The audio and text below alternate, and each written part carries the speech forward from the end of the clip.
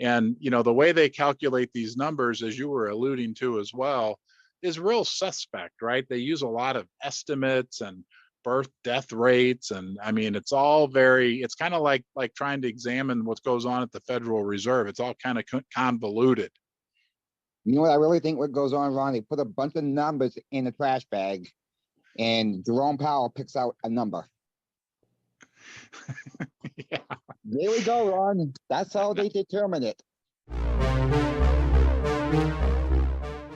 Just when we thought the price of gold was making another run at $2,000, the price of silver perking up as well, we ran into a little roadblock today. But is all hope lost? We're going to look at the big stories going on right now that are impacting the precious metals prices, but we're not going to do it alone. Tonight, we have a special guest, the world famous coin shop Chris. He's going to help us take a look at everything going on, and we're going to talk about where we see the price of gold and silver going. Coin shop Chris, welcome back to Ron's Basement. Ron, you always give me a good shout out here. It is time for you to get some shout out here too. What do you mean? You have kept your promise, done a video every single day. Your subscriber count's growing every single day. You have done a wonderful job, Ron. So wow. with that all being said, I would like to ask everybody to like this video, share this video to everybody. Let's get this information out. And if you're not subscribed yet, it's free. So you have nothing to lose. Come join the fun. Come join the fun in the basement, right, Chris? Exactly. And I like to tell people, hey, you know what? I plan on making one video every day for the rest of my life. So depending on who lives longer, you might just have a friend for life, right? That's right. And we have a special guest tonight, Coin Shop Chris. We also have a special guest coming up in August. I'll announce that on August 1st, I'll be talking with Lynette Zhang from ITM Trading. That interview promises to be very exciting. But let's talk to you, Coin Shop Chris. What do you make of what's going on? Let's start out with talking about the employment numbers, right? We had a blowout surprise employment numbers, which I know is no surprise to you because everything is so great out there in the economy, right? Everything's not so great. A lot of these numbers could be, Ron, I'm not going to give them credit because they deserve no credit with these numbers. Some of these numbers could be coming from seasonal summer jobs. That could be some of it. I think a lot of it's rigged. Ron, you can't trust them. I say you can't trust these numbers. We had unemployment rates coming out last week. That was down again. That was actually up again by 3,000 from the week before. And Ron, and there's more people on unemployment than we really realize because if you're self-employed, you don't get count. If you fall off unemployment, not collecting no more, still don't have a job, you don't count. Yeah, so or if you have to have 2 or 3 jobs just to make ends meet, right? They count those as new jobs as well. The employment numbers have beat 12 out of the last 13 months. They've quote unquote exceeded expectations. But everybody I talk to, and I know our viewers probably feel the same way, things aren't all that rosy out there in the economy. And, the way they calculate these numbers, as you were alluding to as well, is real suspect, right? They use a lot of estimates and birth death rates. And I mean, it's kind of like trying to examine what goes on at the Federal Reserve. It's all kind of convoluted. You know what I really think what goes on, Ron? They put a bunch of numbers in a trash bag and Jerome Powell picks out a number. Yeah. There we go, Ron. That's how they determine it. There it is. We've determined how they determine it, right? Numbers pulled out of a trash bag. Well, let's move on to the other big story of the week, Chris. We can all, quote unquote, as I heard earlier today, breathe a sigh of relief because our trusted politicians in Washington have figured out a way to raise the debt limit. Do you have any thoughts? Are you breathing a sigh of relief, Chris? No, Ron, when we add another $4 trillion to the national debt, in less than 2 years, I really feel bad. Whoever the next president's going to be, Ron, is going to have something very major to deal right after he or she gets elected and gets squared in office. They're going to have to deal with the debt ceiling again. So whoever that may be, it's going to be a big showdown in 2025.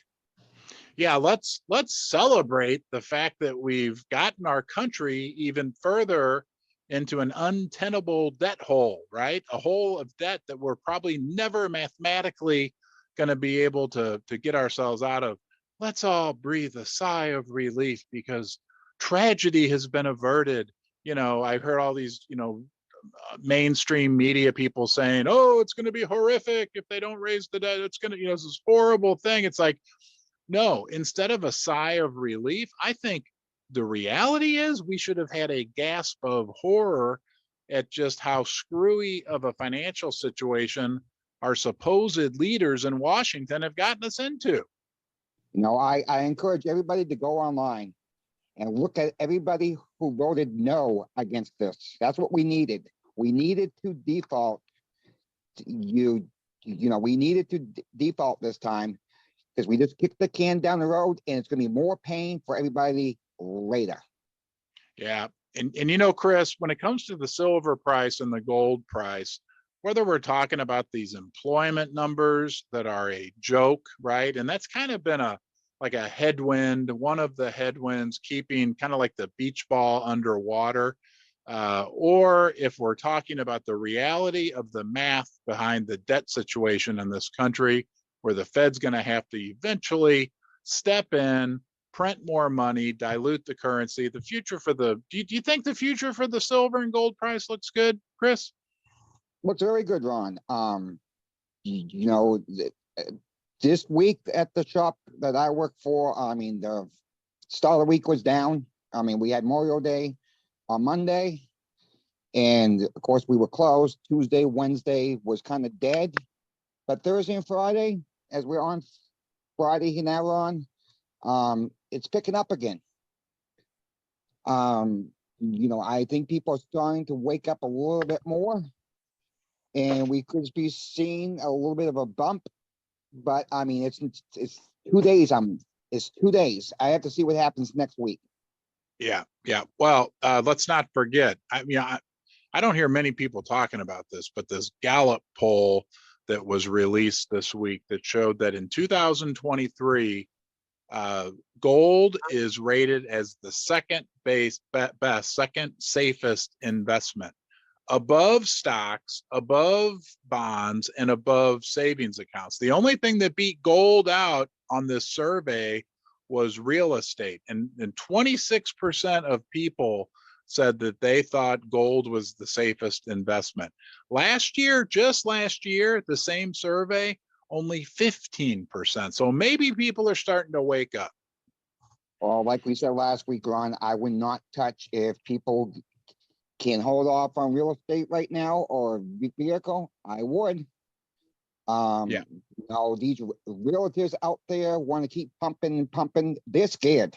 They won't tell you that. They're scared because a lot of realtors really live from selling house to house, and a lot of car dealerships are living off selling car to car. Yep. It's sad. With these interest rates keep going up. Are we going to see a rate on June 14th? It's possible. It's like Peter said when I watched your video with Peter there. Peter Grandich? Yeah, Peter Grandich. He said, I'll put a link to that video at the end of this video if anybody wants to watch that. Yeah, please do this because he is a wonderful guy. I really enjoy when he comes on, Ron. I think the guy's honest. He cares. He knows his stuff. I just cannot say enough good things about the guy. Yeah, he's been around for decades, and he's made some very, very incredible calls in the past, and he certainly I think sees the big picture, right? The forest through the trees when it comes to kind of geopolitically, what's going on in the world, domestically, what's going on in the United States, and how silver and gold fit into that whole equation. Yes, it's just Let me exactly. let me ask you something, Chris. I had this thought the other night. I want you to either tell me I'm crazy or crazier, if you don't mind. But I was thinking back about the last 50 years, and over the last 50 years, the US dollar has lost a majority of its buying power, right? Exactly. But over those last 50 years, the majority of that period, the USA was in relatively pretty good financial shape, right? This situation we're in now has really just blown up in, let's say, the last 8, 10, 12 years. So over the last 50 years, while the US was in what we would say is good financial shape and enjoyed a position of hegemony or world power or world leadership, despite those two factors, being the world superpower and being in good financial shape, the dollar lost a lot of its value and gold did really well. Now, if you look out 50 years from now, right, we're in horrific financial shape. And thanks to the debt limit increase, that's only going to get worse. And geopolitically in the world, the power structure is changing. You know, I don't get a warm fuzzy feeling about the dollar, but I do get a warm fuzzy feeling about silver and gold. Yes, silver and gold's going to do very, very well. It's just a matter of when. Yeah. Nobody knows. Is the dollar going to be around in 50 years? Absolutely not. The Fed coin's coming out next month here. I think what's going to happen, they're going to have an app for this. They're going to tell people to download the app, and we will give you XYZ in dollars to download this app. Mm-hmm. That's going to be more inflation. Inflation's coming. Walmart's always said they're going to raise prices on food. Yeah. I don't know how people are going to survive. We got lines at food banks now. It's sad. I mean, Yeah. you know, people are going to have to tighten their belts, cut out the Netflix, cut out the Starbucks, cut out going out to eat, and that's going to create more job loss.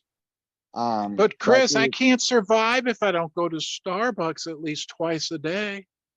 Well, I mean, would you rather have a cup of coffee, or would you have some silver in your back pocket, Ron? If I ring this bell, that my wife hears that and she runs down here with coffee for me. So I guess I don't need Starbucks after all, do I? Well, I think she told me that when you hit 50,000 subscribers here, she's going to run down there. Yeah, I'll believe that when I see it.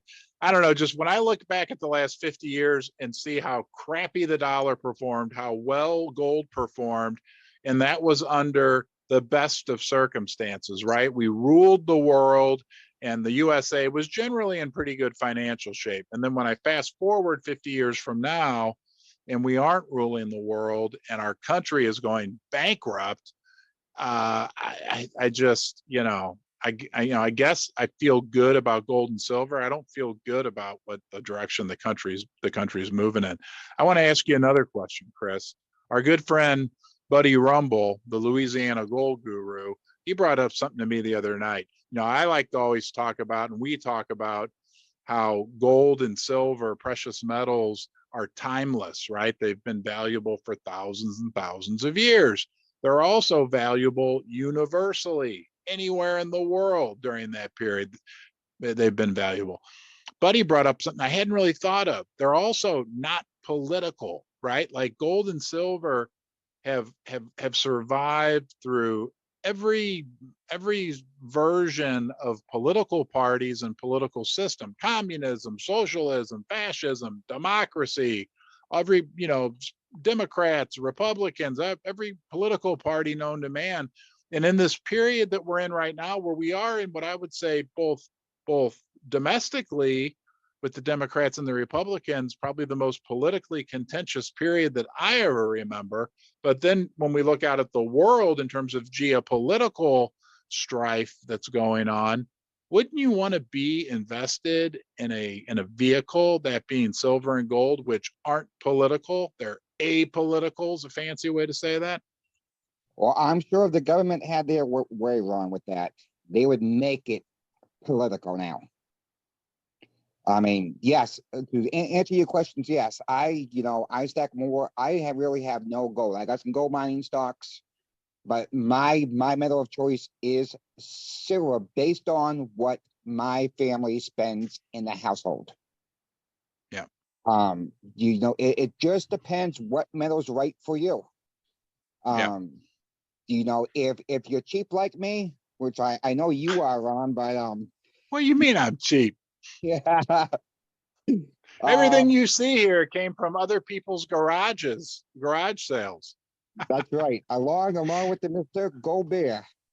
The gold bear came from a garage sale. So did the ping pong table, my friend. But all joking aside, I mean, I'm not joking. Crazy Ron. No, I mean, it just depends how much you spend, what your bills are. I wouldn't want to take a gold ounce to, people say I'm crazy that you're not gonna be able to take gold or silver into a store and spend it. Well, we might see that day, we might not see that day, Ron. Yeah. But well, I rather have it in my safe, and if that day does come, I have it. Yeah. Well, I don't think you're crazy, Chris, and I don't know what that says about me. Now, what I would say, Ron, you are not crazy. You're a good guy. I know. We're both crazy good. Hey, when it comes to silver, people ask me, I say, you know what? Have 6 months worth of living expenses worth of silver. That way you have that. And if we get in a situation where things get really bad, right? I'm not saying, but if they do get really bad, you can always, notch up your frugality level as well and stretch that 6 months worth of silver, maybe into a whole year. Or if things get really bad and the price of the metals, like the value of the metals is a better way to say it, skyrockets, who knows? You might have 2 or 3 or 5 years worth of living expenses at that point. Well, the way I look at it, Ron, I think everybody's right now, this is my opinion, 12 to 18 months. Yeah. And the reason why I say that, especially with silver, if you're just purely a silver stacker, silver is so cheap, it's so undervalued. If you can cut something out to get another ounce a month, do it. Do it for yourself, do it for your family. Every ounce adds up. Yep. I'm a prepper down here. Look, I've got two teddy bears. Chris, did you have some information regarding performance of gold and silver possibly over the next 30 days? Do you have that? I know your computer, your mind is like a supercomputer. Could you pull that information out for us, please? Yeah, I also got Bitcoin too, and gold was down over the last 30 days, Ron, $53.70 or 2.65%.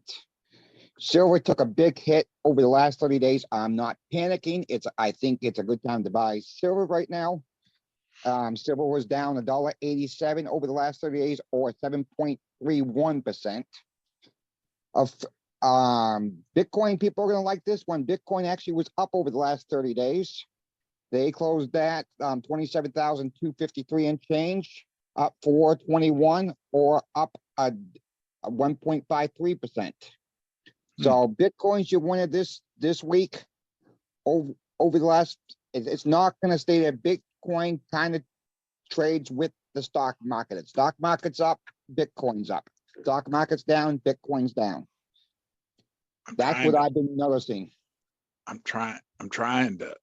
I want some of that Bitcoin. I just can't get a hold of it. Where is it, Chris? I mean, Chase had the problem this past week. I think it was today I saw the link I sent you, Chase had double payments come out. You know, we're talking about a computer system. How are we trusting a computer system over real assets? Right. Right. I mean, Yeah, I never buy that whole fact that, you know, Bitcoin can't be hacked. Like, I think any system, especially computer system, and I know I'm probably wrong, okay, but I don't know. I just don't buy that I it mean, can't be hacked. The other thing that bugs me about Bitcoin is, like, I don't think they've never really for sure determined like who created it and where it came from. You know, that doesn't pass the old Ron's basement smell test. Something, you know, but you know, there's a lot of smart people that believe in it, and that's great. I'm not, you know, I'm not putting anybody down, and it certainly is in fiat US dollar terms done pretty well since its origination, but still not for me. Still not sold. Sorry. well, this is not financial advice for it. No one, Ron, but if you made some money off of Bitcoin, you might want to tap out. Yeah. That's just Yeah. my 2 cents. People can do what they want, but you know, I just don't want to see people, you know, our government is not going to allow Bitcoin to compete with any other Fed coin, cryptocurrency, whatever you want to call it, whatever the government does decide to do later on. It's just not going to work here. No. Maybe other countries it will.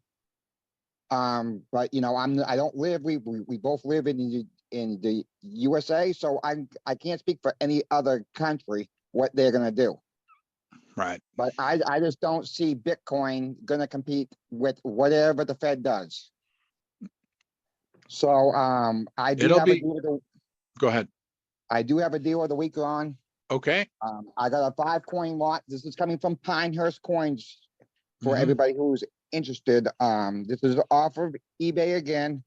All credit card fees are included with the price. All shipping's included with these price. It's a lot of 5 Liberty Bell stackable 999 rounds. 5 of them right now, as of Friday's close, was 142.86. If you get a tube of 20, that the lot of 5 will brings it down to 28.57 per round. If you get a tube of 20, it's 545.55 or 27.28 per round. That's a savings of about $26 or so. Yeah. Wow. I say, you know, I don't care where you buy it. I don't have no link. Ron's not gonna put no link into Pinehurst Coins. I will say again, whatever type of silver you're gonna get, if you can get it for less than $30 or less with tax, shipping out the door, it's a steal. Thank you. Thank you. Thank you. And yeah, and I want to remind everybody, Coin Shop Chris, and or we're not sponsored by any of these companies. Chris is providing that information, no kickback or anything directly or indirectly, purely from just, you know, the bottom of his warm, big heart. You know, I will say this one thing, then we will let you go, Ron. Yeah. You know, I do buy a lot of off of this eBay. I make nothing off of eBay. I work for a coin shop, Ron. A lot of the stuff at the coin shop I work with, it's a little bit higher than I can get off of eBay. So with that being said, I'm saying I'm higher. My shop I work for, we're higher, not by much, maybe by 50 cents a round. But you know, at the end of the day, that 50 cents adds up. Yeah. Yeah. So you better work at a coin shop, because I call you Coin Shop Chris. You know, yeah. I just, you know, I just trying to be passionate about this and trying to save people some money. To, you know, and convert their cash into real money, I should say. But everybody needs to do their own homework. You know, another coin shop may be cheaper than what I'm giving you. Yeah. Yeah. So, I mean, I just try to do my homework. Yeah, I know I talk about Pinehurst, Liberty Coin a lot. So, I mean, those are my, you know, there's another one out there, too. I talk about my, bullion exchanges.